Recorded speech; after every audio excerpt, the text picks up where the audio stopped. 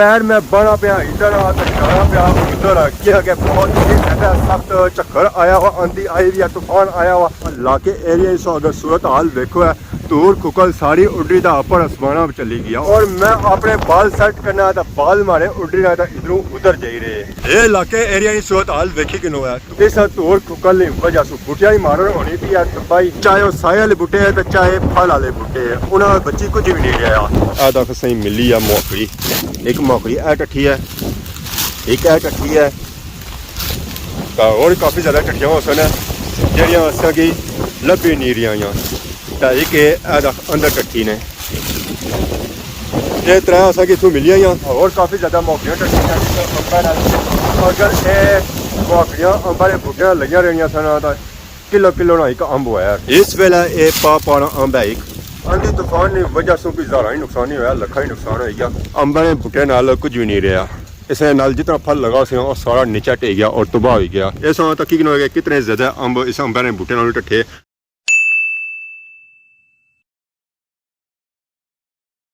अस्सलाम वालेकुम and good morning, सारी खिदमत एक और बनाई नहीं ब्लॉगिंग से हाजिर होया। उम्मीद करना सो सारी ठीक ठाक सो है, जिथा भी सो अपनी जिंदगी ऐसा तरीके नाल गुजारने और सो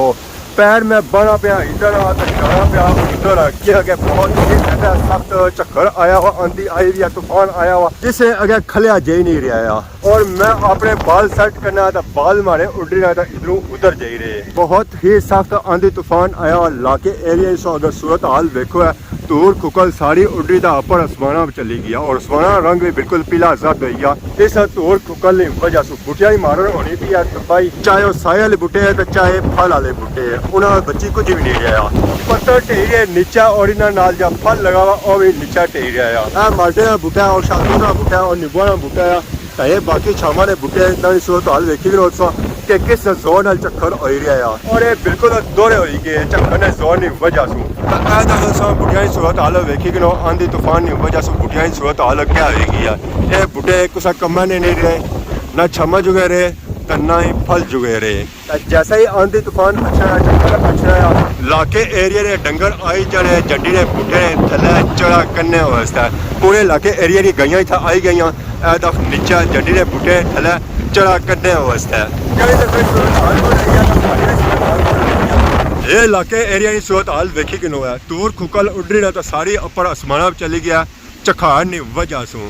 इस जो असा कि इलाका गांव आपका सही बिल्कुल साफ सुथरा नजर अच्छा पर चक्कर की वजह से असा कि एक कार भी सही नहीं नजर आई रहा, इतना सख्त चखाड़ रही रहा। ये देखी कि है, बहुत ही सख्त चखाड़ जी, बहुत ही सख्त चखाड़ ना ये चखाड़ ये तो बुटिया की सूरत हाल हुई भी है इस चखाड़ा। अगर बंदा भी इस चखाड़ा जाना तो उसने कोई सूरत हाल रहना, वो परिंदा गया ने जरा इधर जा रहा सी तो चला उधर गया आवारी वजह से। बाकी गड्डी खलती भी सारी अंदर कौन की है वो भी खलती बूटे थला ही है। अल्लाह खैर ही करे, अल्लाह करम ही करे,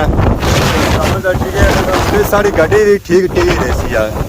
जी बारिश बढ़ती सी पता लगना चखाड़ा की वजह से वो बारिश भी उड़ रही जाती है। ऐसा वो गई जिन्होंने मैं गल करी रहा सा कि जिसा भी चक्कर होना बारिश होनी है, ये इतना जड़ियाँ चढ़ा करने जंडी ने पट्टर ढेरे तो ये खाई रही तो बाकी वह बहुत ही कीमती सारा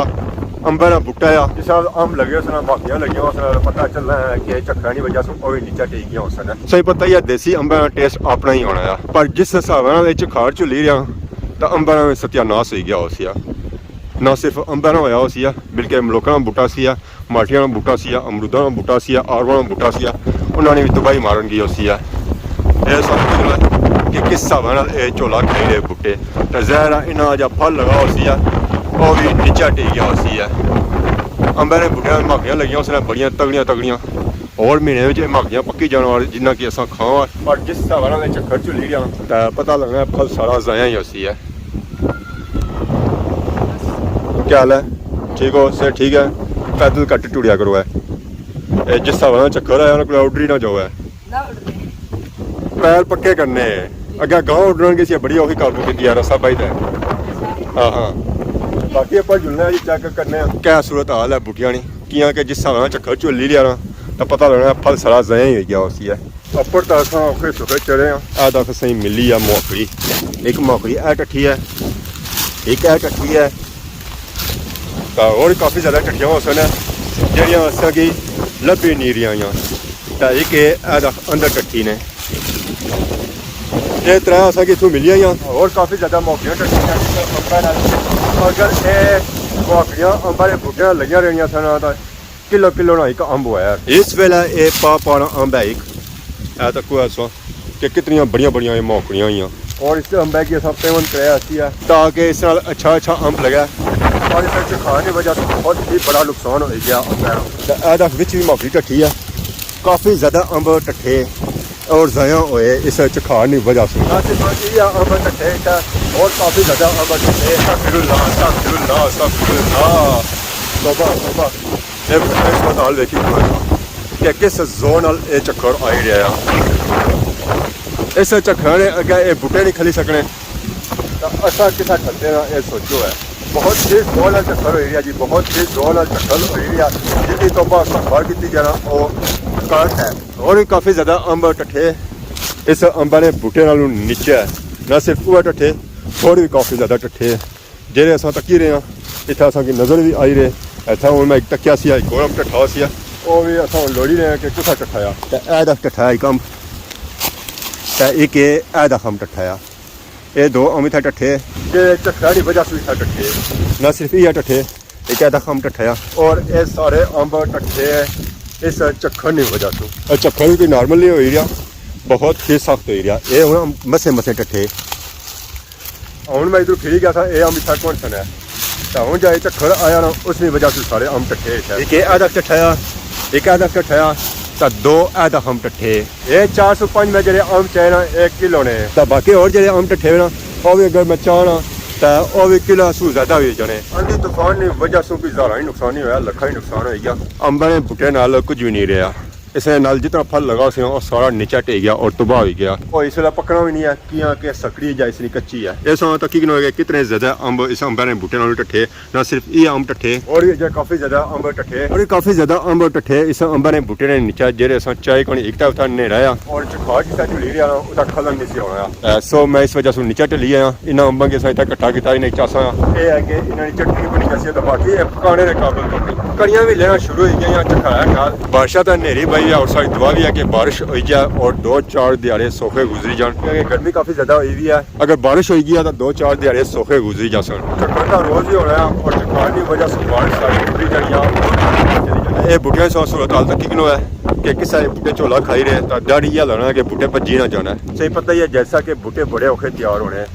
उन्हें काफ़ी ज़्यादा मेहनत करनी पैनी उन्होंने देखभाल करनी पैनी उन्हें पानी देना पैना फिर जे ये बूटे तैयार होने जिस बंदा अपनी देखभाल करना ना इस तरह इन्होंने बूटियां की भी देखभाल करनी है तो फिर जे ये बूटे तैयार होने तो ये तक ही है सूरत हाल लागे एरिया जितना उधर है ना वो सारा इधर आ ही रहा क्योंकि सारा झक्खरा जोर इस जानब है और सौ तक धूल खुकल की वजह से सूरत हाल क्या बननी गया धूल खुकल सारी उड्डी का पर समाना गेटी है आसमाना भी कुछ भी नजर आई रहा और लाके एरिया च भी कुछ भी नहीं नजर आ रहा धूल खुकल की वजह से पौली किसा उड्डी से जी रही है पत्ते किसा उड्डी से जी रहे और मिट्टी उड्डी से किसा जी रही है और ये बुढ़िया सो सूरत हाल देखी कि कि चक्कर आने की वजह से कि ना बुढ़िया की सूरत हाल क्या आई हुई है अस्तगफिरुल्लाह अस्तगफिरुल्लाह अस्तगफिरुल्लाह अस्तगफिरुल्लाह अस्तगफिरुल्लाह अस्तगफिरुल्लाह और ये सब चक्कर आया और इस चक्कर आने की वजह से तबाही ना सिर्फ इन्हें बुढ़िया की तबाही मार होनी भी बिल्कुल चखाड़ा जो कुछ है उन्होंने सारिया चीज़ों की तबाही मार होनी चाहे वो मोटरसाइकिल है चाहे गड्डियाँ हैं चाहे तरपाल है और सारिया तबाह हो रही लागे एरिया ने बुद्धा सारा उल्टी तय किधरे आई गया ये सारी चीज़ें बुढ़िया सूरत हाल क्या आई हुई है झोला खाए ना तो ये भी एक ऐसी साइड हो गई